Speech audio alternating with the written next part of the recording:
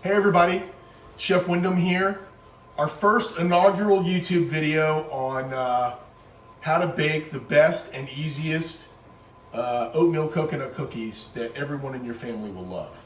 All right, so why don't we go through our process first. First thing you want to do, set your oven to 350 degrees so it's preheating while you're getting all your ingredients together, okay? Why don't we walk through the ingredients, okay? Over here we've got 7 ounces of flour, which is a cup of flour. I measure, I weigh all my ingredients. Get yourself a scale if you don't have one of these for baking. Much more accurate when you're trying to bake things that really need to be weighed rather than portioned out. It is a cup of flour, but a cup of flour is 7 ounces, so I weigh everything out. We've got 4 ounces of coconut. We've got 6 ounces of rolled oats. These are rolled oats, just Quaker oats that everybody's seen for 100 years.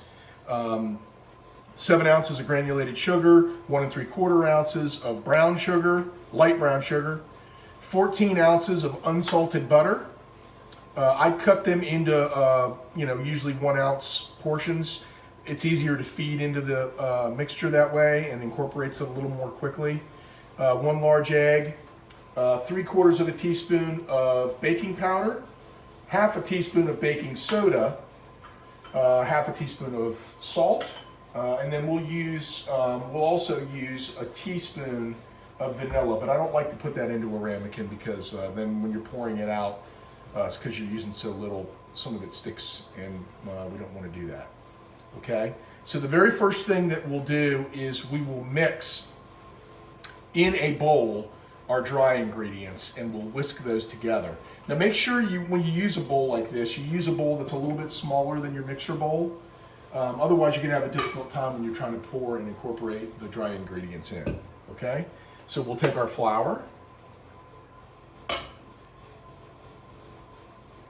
We will take our baking powder. We will take our baking soda. And we will take our salt, and we'll just whisk those together.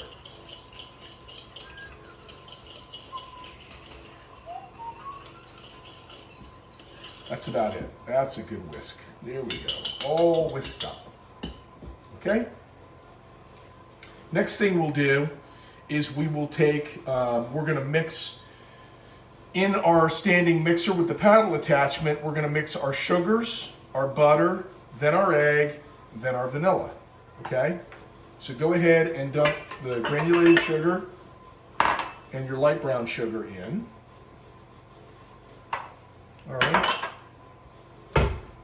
And I usually like to just mix those up a little bit.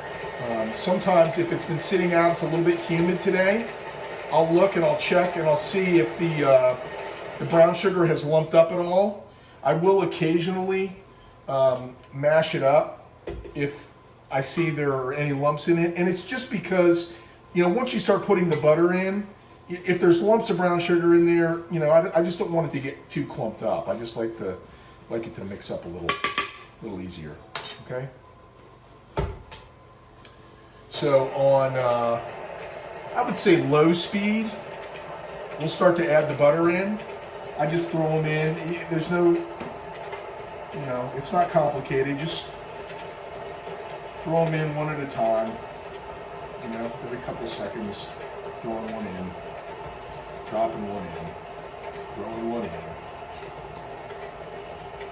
Sometimes I get crazy and I drop 2 in at the same time. All right, there we go. Almost all in. Almost all in.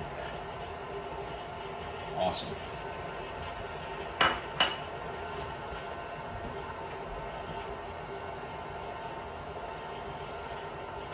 Usually go up to medium. And I want to beat these till they're well combined.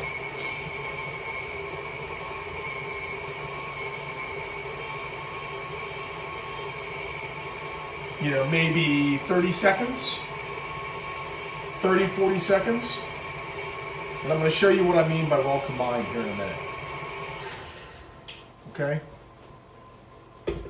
So well combined looks like that. Okay? What I also tend to do, before I'll even add the egg, is I'll take a rubber spatula. Anybody that's used one of these mixers before knows that like every recipe that you use on these says make sure you scrape down the bowl. So you'll scrape that down here one time.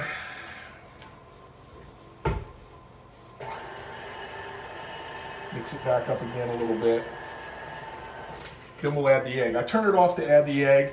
And also don't crack the egg on the bowl because sometimes you'll get a little piece of shell that'll drop in there. So you don't need to do that. Just crack it on the countertop. Drop your egg in. If you want to be super careful, you can crack your egg into a ramekin. I've never had a bad egg, but some people have, and then they've dumped the bad egg into their mix. Now the mix is ruined. So some people will go ahead and crack it into a ramekin and then dump it in. That way you know if your egg is bad. I've never had a bad one, so I didn't do that. Okay, so we'll go ahead and we'll mix again on medium speed.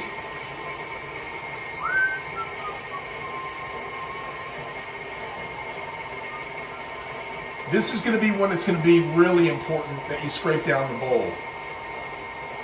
And you'll see as it's mixing that it's ready, but you can tell that an outer layer formed on the bowl, and you want to make sure that all that gets incorporated in, okay? So let me show you that real quick. Okay? So it looks like that, which is fine.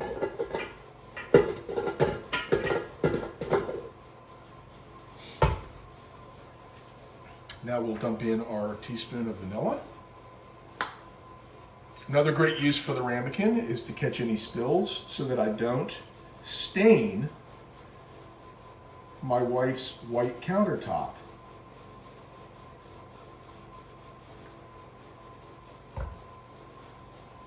One teaspoon vanilla, check. Okay. We'll go ahead and fire it back up a little bit. Mix it. Doesn't have to mix much. We do remember we want to scrape down the bowl again. If you start to get a lot of the dough material up on the paddle, go ahead and knock it off. Maybe one time. I like to take the bowl off.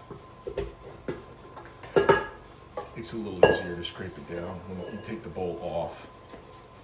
Okay. That's what it looks like. Okay. All right. We're cooking now. All right. Okay, now remember we mixed our dry ingredients, flour, baking soda, baking powder, salt earlier. Now it's time to add that. So we'll go ahead, we'll go back on low speed. We'll slowly add that in.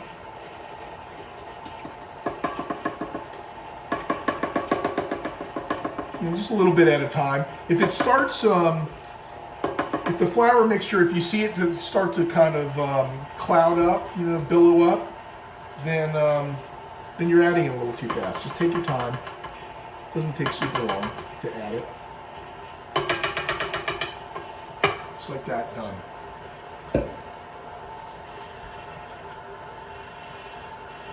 We'll mix that for maybe 30 seconds. You can tell that it's incorporated because it looks just like it did before, only now it's got the flour in it. Okay, so now what we do, this is an important one. This is an important time to scrape down the bowl, right? Because we added the flour, and you'll see here that some of the flour mixture is up around the bowl, around the sides of the bowl. So we want to make sure that we get all that in, just to make sure that it's properly mixed.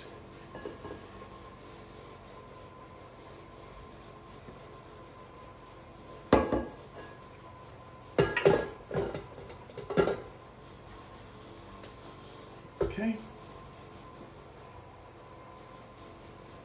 Now we're going to go ahead and put it on low again. Low, medium, low. And now we're going to add our oats. Same way you did the flour, just add them a little bit at a time. Even though it's on low, if you add them too fast, they'll start flying out and then they're all over your kitchen. That's great unless you have a dog like we do, and then the dog comes and eats all the oats, and then that. That's bad. Okay, so I add my oats. Oats added. Coconut.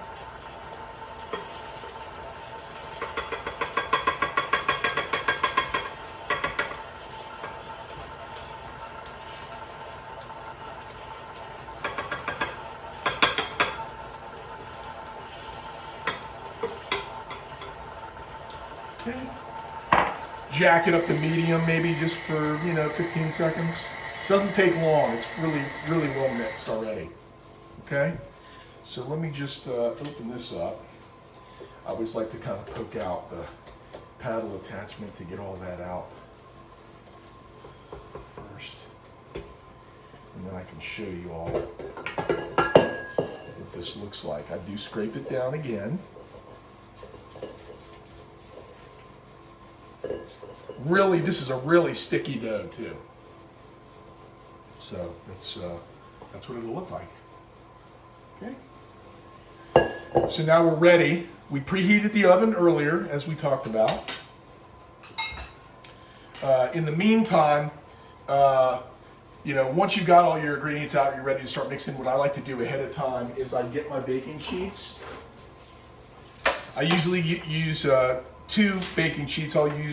I've got another one behind me, but I'll use one of these, and then I always use parchment on them. I always use parchment when I'm cooking cookies.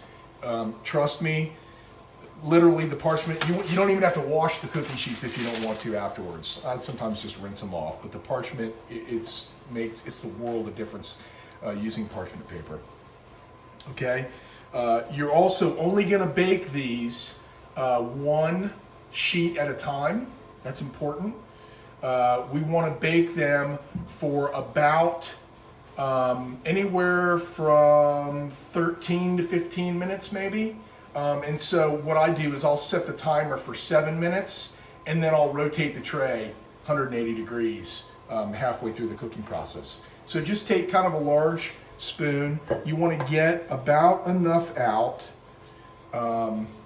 so that it is, I would say, I don't know, a golf ball maybe?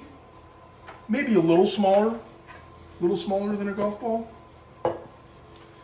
So we'll make these very quickly. I think as I've done this in the past, I figured out the right number to put on a single tray, 1 tray at a time, is about 9.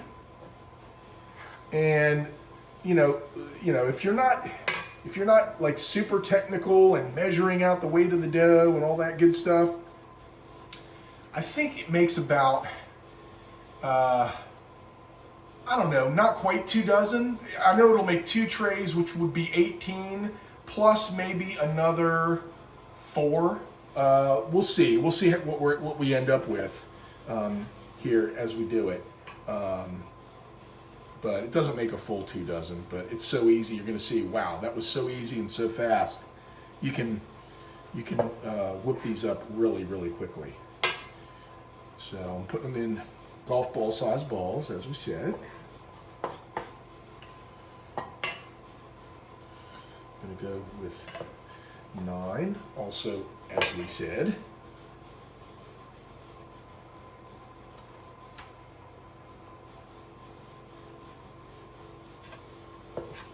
So this is always that time in the video when we generally say, okay, well, so, hey, did you hear about the one about the priest, the rabbi, and the Southern Baptist minister? Yeah, we're not going to do that. So, okay, so there's 9 of them. Then what I do is you mash them down.